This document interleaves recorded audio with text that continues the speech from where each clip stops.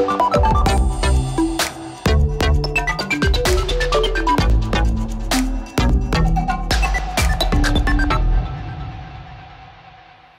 everyone, and thank you for joining me for this new edition of Business Africa. This week on the show, we take you to Ethiopia, where the horticultural sector is booming. We also examine what impact Africa can expect from the crisis in Gaza. But first, here are the headlines. Flowers take the lion's share of Ethiopian horticultural exports. Growing success stands up to international competition. We grow here around 16 varieties with different colors as per customers' requirements, like Everred, Upper Class, Athena. We have around 6-7 hectares covered by red varieties because red is a common variety. Then Athena is a white. Then we have different types of pink colors. How the fully Africanized smartphone Kunfabo seeks to expand in the sub-region to overcome obstacles in Guinea. The aim of Kunfabo is to be able to make real made-in-Africa products. Our medium to long-term objective is to set up an assembly plant on African soil in Guinea and to create wealth. Around 100 new startups created thanks to the Ghana Innovation Hub, a fast-growing ecosystem in the country. Here in the Ghana Innovation Hub, we have a shelf where we showcase the products of our entrepreneurs.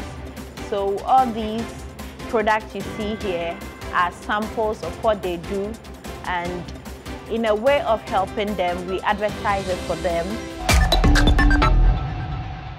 We opened this special edition in Ethiopia, where horticulture has become a success story over the last 20 years, to the point of becoming the country's second largest source of export earnings after coffee.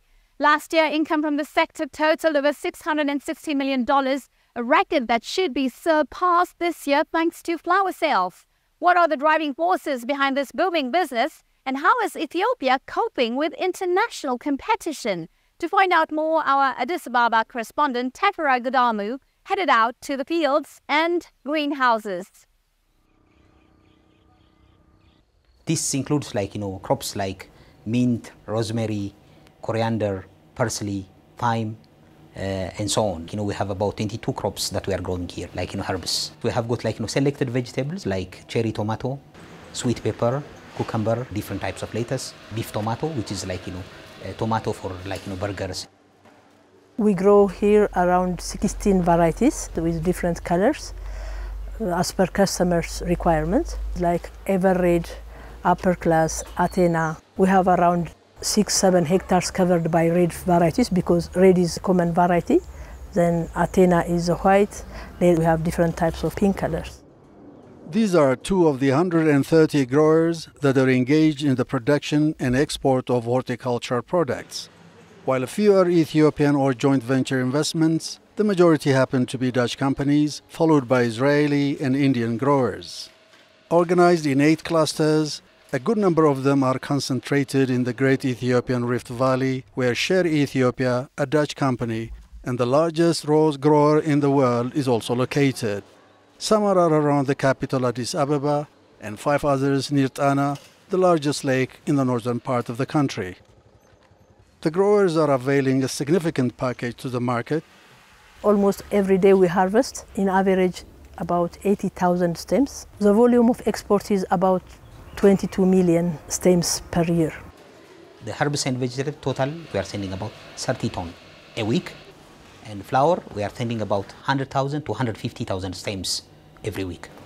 And in any given year, if you look at the data, nearly 300,000 tons of horticultural products are exported. In the beginning, with the focus on just a few countries in Europe, mostly associated with the home base of the growers, the export destinations were very limited. It was really very difficult. Even the market, the destination is only Holland. But in 20 years, much has changed significantly. We have got whole buyers, so we are preparing products for supermarkets in Tesco, Sainsbury. These are bigger supermarkets in Europe. If we start from the northern hemisphere, it's going to Canada and US. If you look at Europe, it's going everywhere. It's Scandinavian, West Europe, East Europe, all the flowers, the herbs are destined there. Again, if you look at Far East, it's going as far as South Korea and Japan. It's also shipped to Middle East countries as well. 50% we send to Middle East. The freight cost is low because it's near to Ethiopia. And we are also sending them to the continent, to Nigeria. With a steadily expanding market, the revenue base is also growing. Here are cases in point. We are a big company, bringing about 12 to 15,000 million euro to this country, from herbs, vegetables and flowers in general. If we have the good year, maybe around $4 or $5 million we can get a year. The total export value for last year fiscal year was about 661 million US dollar, out of which 93 million was generated from the export of fruits, vegetables, services and seeds as well. And the lion's share was generated from the export of flowers, which is about 558 million. That may not look like a big figure. Last year, neighboring Kenya's horticulture exports reportedly generated nearly 1.1 billion US dollars. And part of it has got to do with the cost of inputs that are largely imported. Here is an example. In order to raise a very good quality basil that can be sold in the European market, it will take about $1.50. Majority of the cost comes later on from the packaging and from the logistics, which is about $3 more. So all in all, $4.5 per kg crop like basil. So this is being sold with all the additional expenses that we're having, about $7 to $8, with profit margin of 15 to 20%. But the growers agree that the inflated costs are compensated by the reasonable freight rate of Ethiopian Airlines, which flies to over 100 destinations around the world. We have Ethiopian Airlines, which is extending its service with reasonable air freight rates. This is also a comparative advantage. As we speak now, Ethiopia is cheaper by $1 per kilogram for air freight to Europe. Every day, a minimum of 2 freighters, 777 freighters are shipping Ethiopian horticulture products. And in the belly of passenger aircrafts, you find Ethiopian horticulture products as well. And today, in the flower supply chain, Ethiopia is among the top 5 global players and the second largest in Africa. From over 2 million hectares, coffee is generating $1 billion US dollars for the country. But according to industry observers, by just doubling the current production area of nearly 1,800 hectares, the horticulture sector that has generated 200,000 jobs can easily overtake coffee as the leading foreign exchange earner.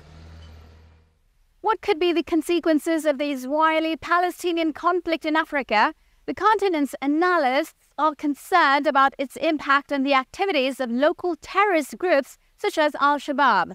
Some are raising the possibility that countries in the east of the continent could once again be hit by attacks, as was the case in Kenya. One country, Rwanda, has already sent 16 metric tons of aid supplies to the people of Gaza. The State of Israel has been recognized by 46 of the 55 members of the African Union and has 17 embassies and 12 consulates on the continent. However, the observer status request in 2021 has not been approved by the AU. And Egypt is on the front line of this conflict. The country on Gaza's doorstep could play a key part in welcoming the refugees. At least that's what several involved parties are hoping. The possibility of setting up temporary camps in Sinai, financed by the United Nations, has been raised, but the context is particularly delicate for the country, which is facing rising inflation and is preparing for presidential elections in December. Discussions are underway to increase the $3 billion aid package agreed almost a year ago by the IMF.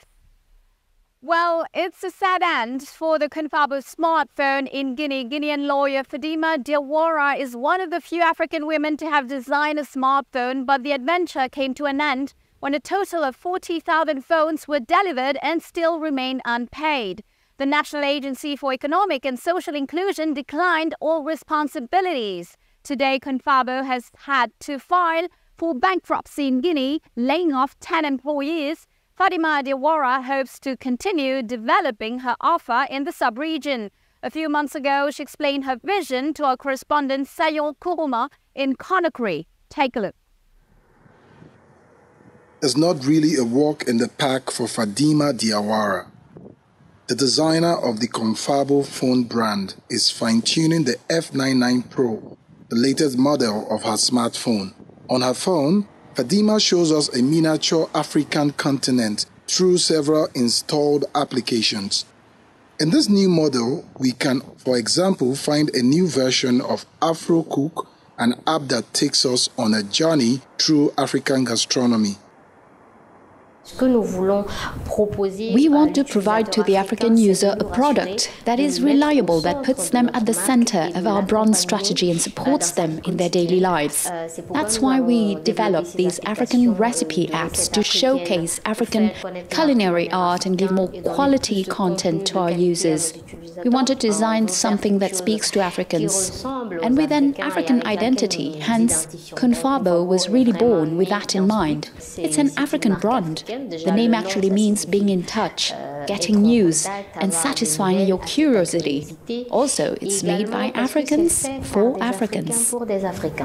A smartphone that also puts technology at your service. Healthcare, for example, with a Find Me app which geolocates the nearest healthcare facilities, hospitals and pharmacies. Dicalo, a 100% African social network designed by a Cameroonian, is also available on this phone and it is already certified by international standards.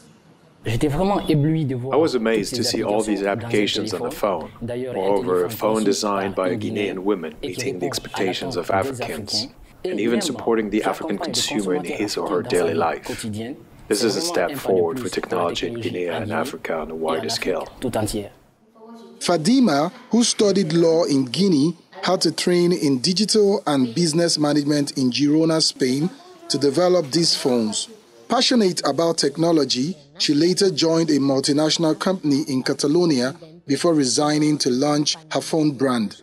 With the help of business angels, she initially invested more than 100,000 euros. Lacking resources to set up her factory in Africa, she met partners in Asia who manufactured the phone components and assembled them in China. All of this was coordinated from Africa with the help of young engineers from the continent. We ensure the design, software and hardware. We have a team of engineers and developers, all young Africans who work together, share ideas and bring out this creativity through our applications. Qui ressortent cette créativité à travers nos applications, parce que le but de Kunfabo au final, because the aim of Kunfabo is to be able to make real made-in-Africa products. Our medium to long-term objective is to set up an assembly plant on African soil in Guinea to create added value, to train young people in new technologies and to create wealth. C'est notre objectif à moyen et long terme. In the meantime, she has found opportunities for some young Guineans, like this young lady's phone repair business. Fadima has created this innovation. The partnership that we sign is that as soon as the Kunfabo phone is damaged, the customer can come to us directly and we will repair it. She sent us all the spare parts. These are the original parts, so we repair them for the customer, without the customer spending a long time looking for where he or she can repair her device or can get an original spare part, because the spare parts that she provides are of really good quality. Thanks to online sales, all African countries will soon have access to these smartphones. And given the hard demand in the market, Fadima is developing a policy called Ambassador. The idea is to cover other countries in Africa. But to achieve this, the support of the public authorities are needed, as well as finding investors. But now in Conakry, she can only count on moral support.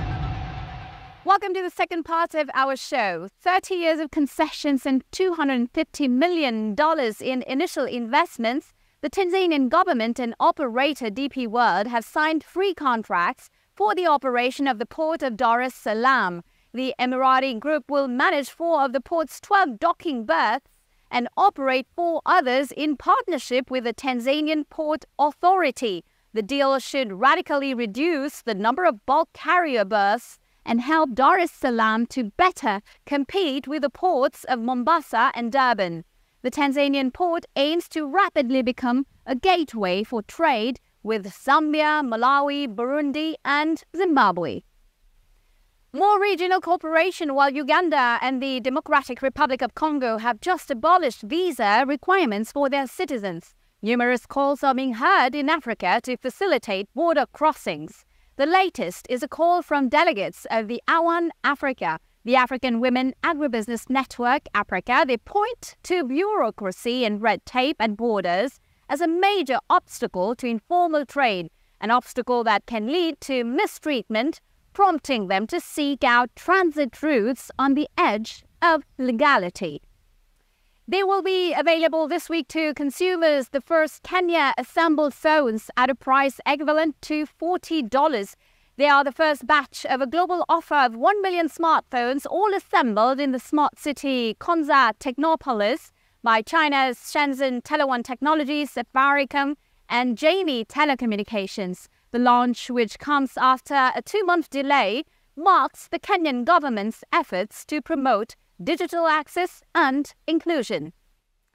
Many startup entrepreneurs lack the skills to run a business and operate in a competitive environment. It's usually due to difficult access to capital and technology. To overcome this, Ghana's government is focusing on startup incubators, and they are fancied by entrepreneurs. Our journalists George Ibo Saki and John Awutwi visited one of them, the Ghana Innovation Hub. Take a look. With the establishment of the new support services firm, the Ghana Innovation Hub, Ghana's authorities are helping entrepreneurs like Folasade Rufai of Dawa Foods make their businesses more competitive, not just in the local market, but internationally too. At the time when I applied for the program, I did not have any properly structured financial management in place for my business. And as I speak now, I have been assisted through the program to have a better bookkeeping and financial management structure for my business. I've also been able to meet friends here who have introduced me to people who can stock my products.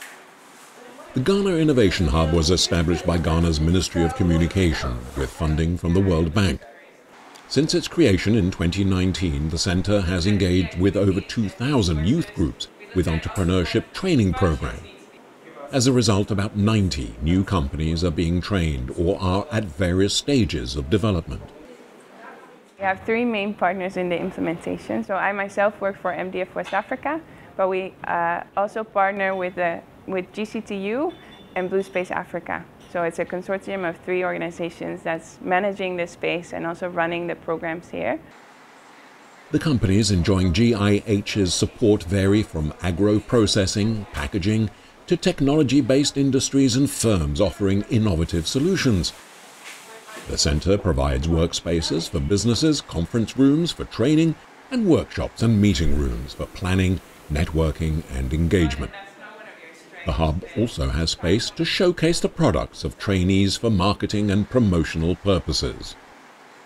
Here in the Ghana Innovation Hub, we have a shelf where we showcase the products of our entrepreneurs.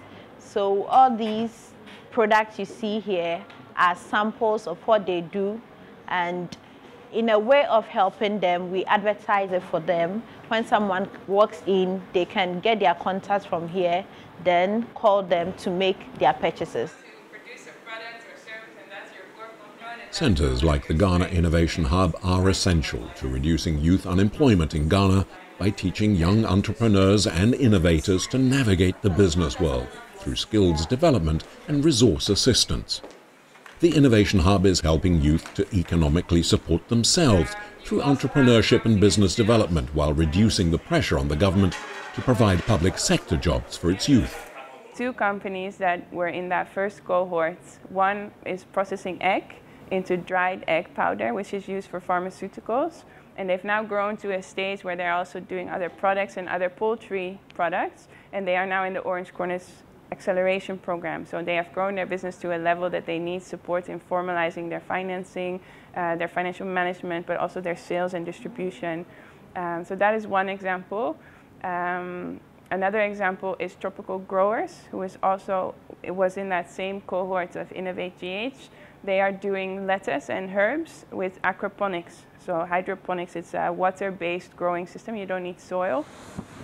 With the appropriate level of investment and resources from the government and other development partners, the centre has the potential to give many more young entrepreneurs the needed assistance to bring their innovative ideas and visions to contribute towards Ghana's industrialization drive.